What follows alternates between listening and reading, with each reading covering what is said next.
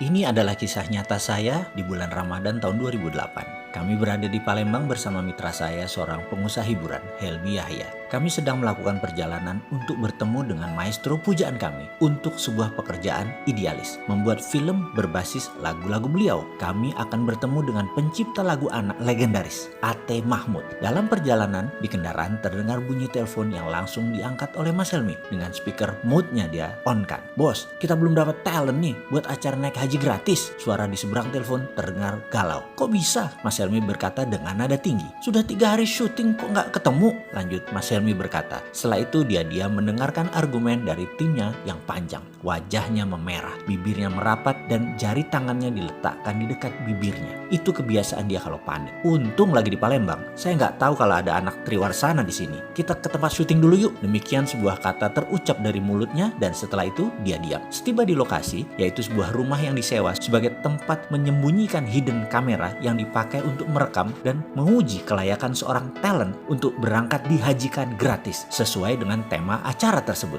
Mas Helmi memiliki standar yang sangat ketat. Seseorang tersebut bukan layak dihajikan gratis, bukan karena direkomendasikan oleh orang lain, tapi harus lulus tes. Ini memang memakan biaya, memang memakan waktu, tapi inilah kesempurnaan yang menjadi cirinya. "Mana data syuting talent hidden kamera yang kemarin-kemarin?" katanya lagi. Dalam sekejap dia menyaksikan video rekaman-rekaman para talent tersebut dites berbagai cara tesnya. Dengan hidden kamera kita memperhatikan Ustadz ini, Bapak Anu, ujung-ujungnya tidak ada yang layak. Lalu saya disuruh menilai. "Bosman, kamu lihat tuh yang dites pas sebelum Jumatan, 2 Ustadz." Mas Helmi keluar dengan muka merah. Saya turuti perintahnya dan menyaksikan. Biasa kami menggunakan penguji si Rini, spesialis pengujian. Cantik, dewasa, anggun, lengkap dengan jilbab dan aura kerendahan hatinya. Dia melakukan aksi ujiannya di depan Ustadz yang dimaksud. Dia datang jam 11.30 lalu berkata, "Saya ada masalah dengan perkawinan, saya ada masalah dengan suami saya." Dan seterusnya dia bercerita sangat meyakinkan. Sang Ustadz talent tadi yang sedang diuji mulai berdalih,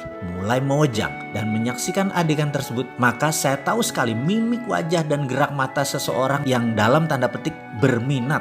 Darah saya langsung naik. Kok begini sih ini Ustadz? Ini orang terpandang di daerahnya yang direkomendasikan banyak orang. Menggeser duduknya dekat-dekat si Rini. Hidden kamera menangkap seluruh adegan dengan jelas. Dan yang mengherankan dia abaikan sholat Jumat.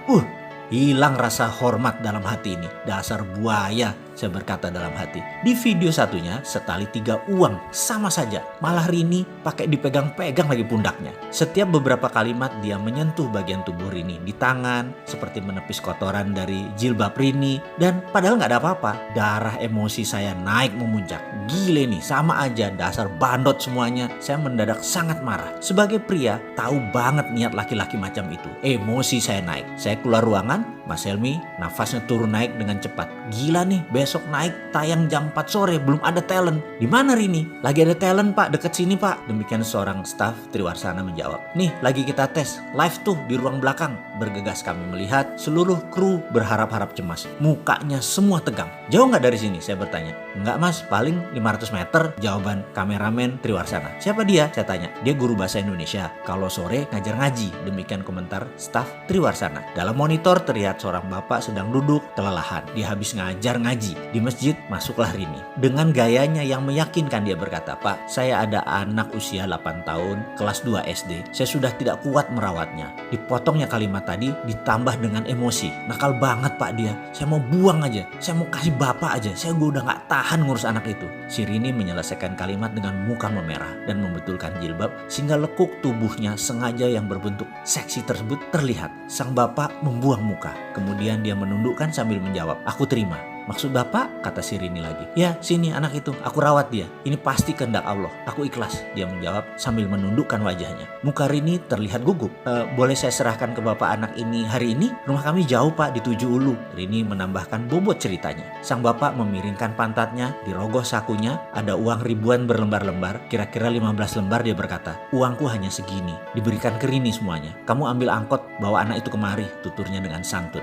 Setiap adegan ini kami menyaksikan dengan tegang. Bahkan penduduk sekitar mulai menggerombol di tempat kami. Sesak udara ruang monitor tersebut. "Ayo kita ke sana, full kamera," kata Mas Helmi memecahkan ketegangan. Bergegas kami berangkat. Penduduk sekitar mengikuti gerak kru sebanyak 15 orang. 3 kamera, 2 sound boom sangat menarik perhatian warga kampung sekitar. Setibanya kami di lokasi, kamera langsung keluar dari segala penjuru. Sang bapak terkejut, wajahnya bingung. Kemudian Mas Helmi Yahya muncul dengan mengatakan, "Alhamdulillah, bapak dapat hadiah naik haji gratis." Sang bapak terkejut bukan main. Wajahnya bergetar, giginya bergemerutuk, tak bisa berkata-kata, bersujud di sajadah berkali-kali. Dan selang beberapa menit hadir penduduk sekitaran, kira-kira 500-an warga kampung sekitaran, dan tanpa komando mengumandangkan kata-kata "Labaik Allahumma labaik." 500-an orang lebih meneriakkan kata-kata tersebut berulang-ulang. Bergetar kami semua. Air mata saya turun tanpa sebab. Saya bertanya pada seorang ibu yang berdiri sambil menangis. "Siapa dia, Bu?" tanya saya. "Oh, dia Pak Rahmat. Dia guru bahasa Indonesia